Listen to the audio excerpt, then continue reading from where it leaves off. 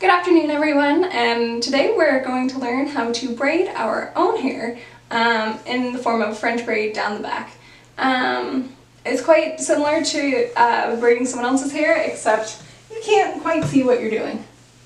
So we're going to start by making sure our hair is brushed, which I already did mine. It might tangle a bit just because that's my hair.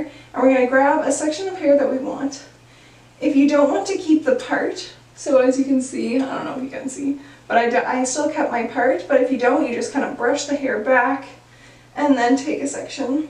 And then if the little hair you take, the further up the braid will start on your head. So you're going to put it into 3 sections, and then I'm going to just start right away because that helps me. But I grab the hair with my middle fingers, so I grab the middle piece with my left hand and my middle finger, and then I grab the other piece that was in my left hand with my right hand and with my right middle finger. And then I pull that hair out and then gather it up with more hair from your head. And then you kind of like take out the tangles from that. And then you do the same, so hair goes over the rest of your fingers but under the index finger, so you keep it in place, and you grab the hair with the rest or the middle finger and you gather it up again.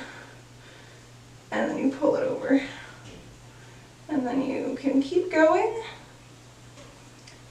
brushing out the tangles as you go if you have hair that tangles. So sometimes I grab the hair with my thumb of the other hand so that I can brush out the tangles as I go through. And then you grab as much as you want, and you just keep going.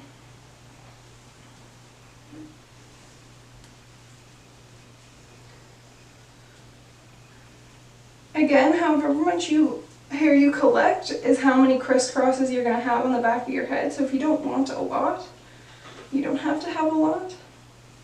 Sometimes when I grab a piece and I feel it's too big, I kind of just let it go and do it again, as you might be able to tell.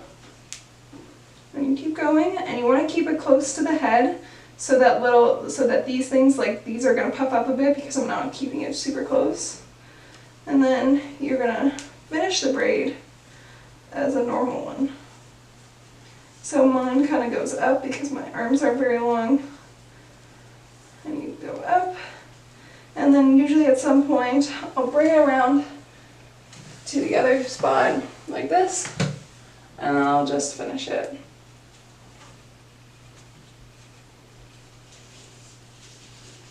So braiding as low as you want. The further you go down, the smaller the tail you have. I quite like small little ends, so I go as far as I can.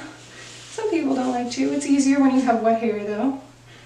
And then you section it off like that.